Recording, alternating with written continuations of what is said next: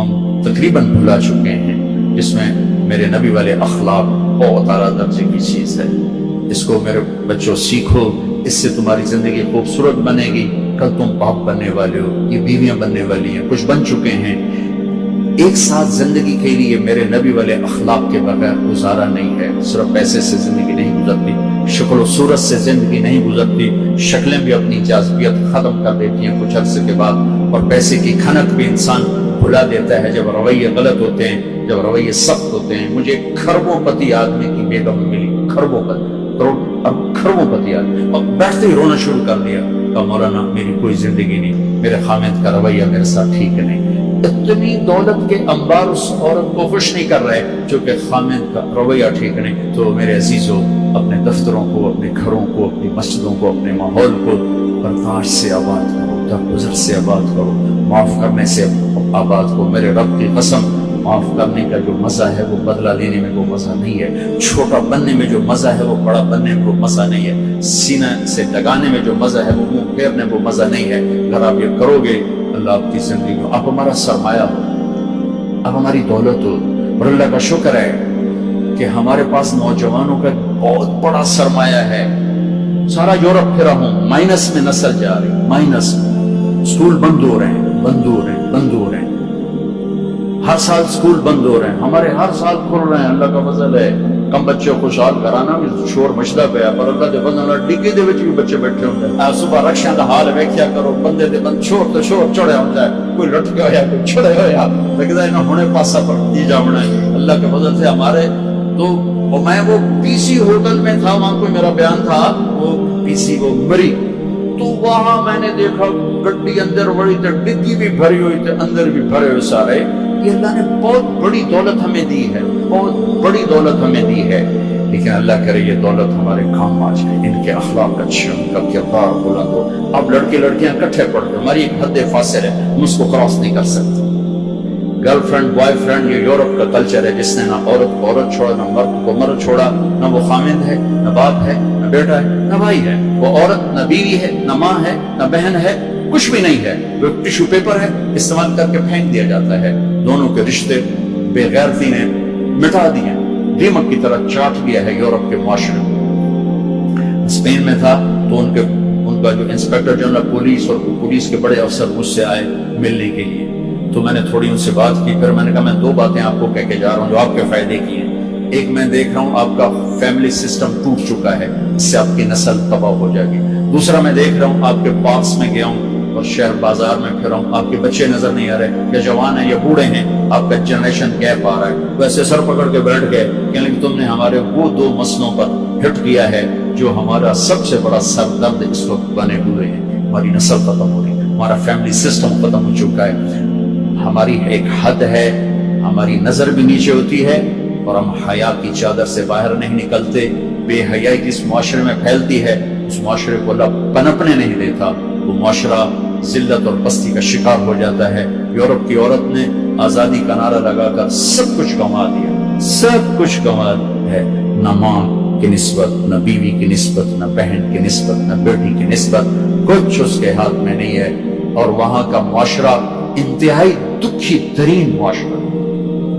تو میرے عزیزو، ہمارے اگر حکمران چاہتے تو الگ الگ یونیورسٹیاں آرام سے بن سکتی تھیں، کوئی بڑا مسئلہ نہیں تھا، لیکن شاید کسی کو بھی یہ شعور نہیں ہے کہ میرے اللہ نے کتنی احتیاط کے ساتھ عورت کو عزت دی ہے، اور اس کی عزت کی حفاظت کے لیے کیا کیا قانون بنائے ہیں، کیا کیا اس کے لیے خوبصورت طرز زندگی عطا فرمایا ہے۔ لیکن ہم یورپ کے پیچھے پاگلوں کی طرح بھاگ رہے ہیں۔ رستم اپنی زندگی سمجھ رہے ہیں، ایک اس موبائل نے فحاشی کو بہت زیادہ دیا ہے، بہت زیادہ پروموٹ کیا، اس سے آپ اپنی فائدے کی چیز اٹھاؤ، لیکن اپنے اخلاق کو برباد نہ کرو، اپنی آنکھوں کو برباد نہ کرو، کہ سب سے زیادہ دل کی سختی ان آنکھوں سے آتی ہے۔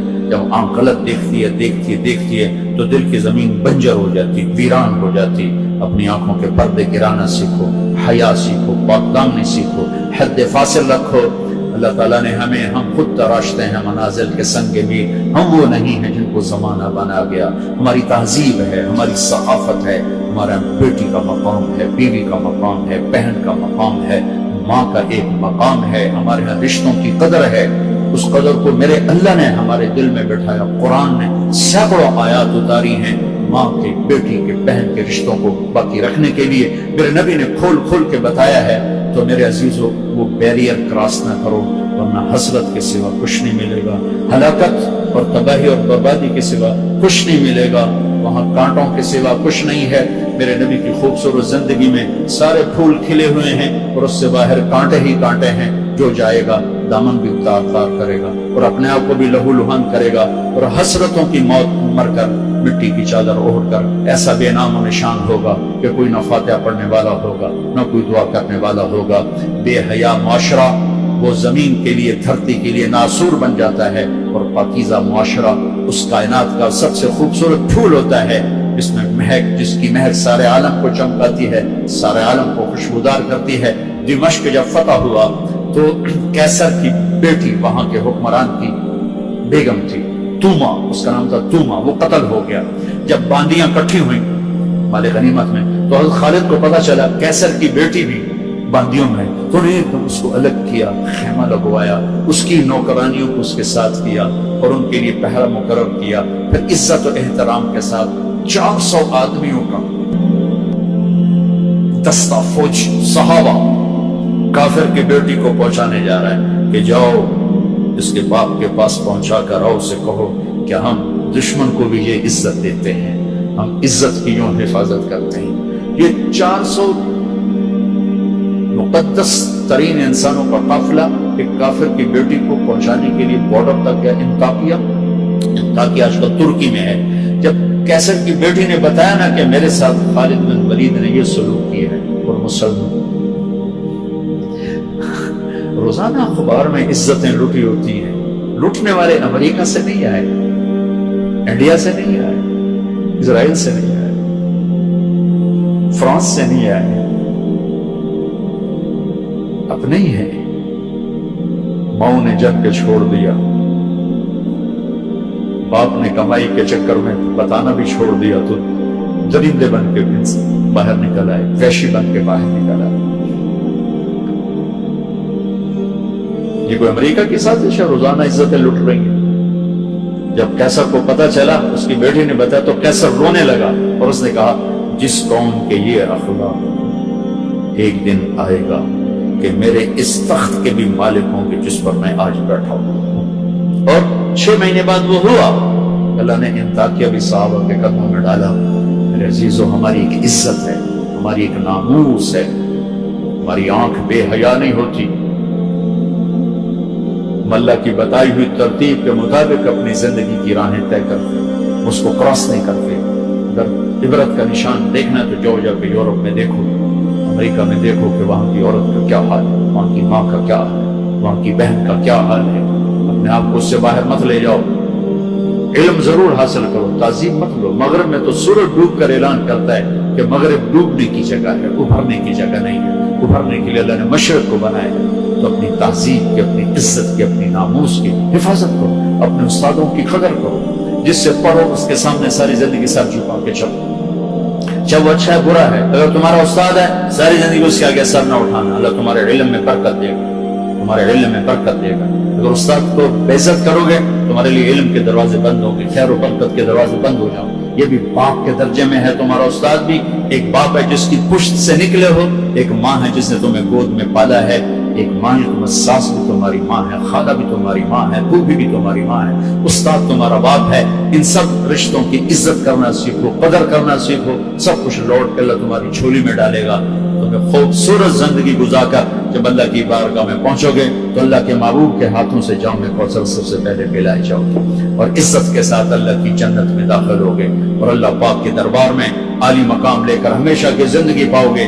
یہ تو دکھوں کا جہان ہے. تم خود سوچو، جب آدمی آبزرویشن میں بیٹھا ہو تو سکھی ہوتا ہے کہ تنگ ہوتا ہے کہ یار وی سی صاحب دیکھ رہے ہیں، یار وی سی صاحب دیکھ رہے ہیں، یہ کیمرہ فٹ ہے، یار کیمرہ فٹ ہے، یار کیمرہ فٹ ہے، یار کیمرہ لگا ہوا ہے. میرے اللہ کے کیمرے یہ 2 کرامن کاتبین ہر وقت میں آبزرویشن میں لیے بیٹھے ہیں. موت تو چھٹی کا نام ہے. اگر اللہ راضی ہو گیا تو موت چھٹی، سیدھے اللہ کی رحمت میں پہنچ گئے.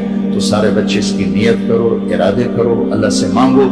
وہ خوبصورت زندگی لے کر جاؤ جس پر پھر یہ سارے مزے اللہ آگے تمہیں کھانے کے بھی پورے کر دے، شادی کے بھی پورے کر دے، گھروں کے بھی پورے کر دے، اور عزت کے بھی ہو جائیں، کامیابی کے بھی ہو جائیں، اللہ پاک سے لینے والی بھی بن جائے۔ 5 فٹ نالا سے کی کرنا ہے؟ یا تو ہم گستے گستے 5 فٹ کے ہو کے رہ گئے۔ ہمارے بابا آدم 130 فٹ کی ہائٹ تھی، اماں ہوا 130 فٹ کی ہائٹ پر تھی۔ یوسف علیہ السلام کو تو لوگ جانتے ہیں سب سے خوبصورت تھے، عورتوں میں سب سے خوبصورت کون تھا یہ کم معلوم ہے، حضرت حوا سب سے حسین خاتون تھی، سب سے حسین حضرت حوا، دونوں اماں ابا 130 فٹ کی ہے۔ جنت میں جانے سے پہلے ہم چھوٹے قد کے ہوں گے، چونکہ جنت کی لڑکی، جنت کے خادم سب 130 فٹ پر ہیں، سب 130 فٹ پر، تو اللہ تمہیں بھی 130 فٹ پر لے جائے گا، 130 فٹ۔ یہ پیسج آف ٹائم نے چھیلتے چھیلتے چھیلتے یہ کر دیا ہے، 10,000 سال نے ہمیں گھسا گھسا گھسا گھسا گھسا کے 5 فٹ پہ آگے کھڑا کیا، واپس جاؤ گے 130 فٹ۔ آدم بھی، حوا بھی، جنت کی حور بھی، یہ خواتین بھی، آپ بھی سب 130 فٹ پر جاؤ گے۔ اور جنت کی عورت کو اللہ نے مشکمبر زعفران کافور سے بنایا، سورج کو انگلی دکھائے سورج نظر نہ آئے، سمندر میں تھوک ڈالے شہد سے زیادہ میٹھے ہو جائیں، مردوں سے کلام کرے ان میں زندگی کی روح پھونکے، کلائی نمودار ہو جائے، 7 آسمان کے اندھیرے 7 زمینوں کے اندھیرے روشنیوں میں تبدیل ہو جائیں۔ یہ ایمان والی عورت اس جنت کی لڑکی سے 70,000 گنا زیادہ خوبصورت ہوگی۔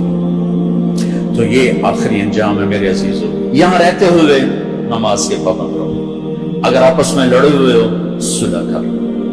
میں نے بھی ہاسٹل لائف گزاری، بہت چھوٹی عمر میں گزاری، میں تو 11 سال کا تھا جب میرے باپ نے مجھے بھیج دیا لاہور، کہتے ہیں ڈاکٹر بنانا ہے، تو میں ہاسٹل لائف میں عرصہ گزرا ہے میرا، اور اچھے اداروں میں گزرا ہے، تو لڑائیاں جھگڑے یہ سب کچھ نفرتیں چلتی ہیں۔ میں کم کم جو آپ بچے بچیاں آئے ہوئے ہو، اگر کسی سے لڑے ہوئے صلح کرو، کسی استاد سے بے ادبی ہوئی ہے جا کے معافی مانگو، اپنے ماں باپ سے کوئی غصہ کی ہے جا کر معافی مانگو، کسی بہن بھائی سے لڑائی ہے معافی مانگو، کوئی خامن بیوی سے ناراض ہے، بیوی خامن سے ناراض ہے، تو ایک دوسرے کو معاف کر دو۔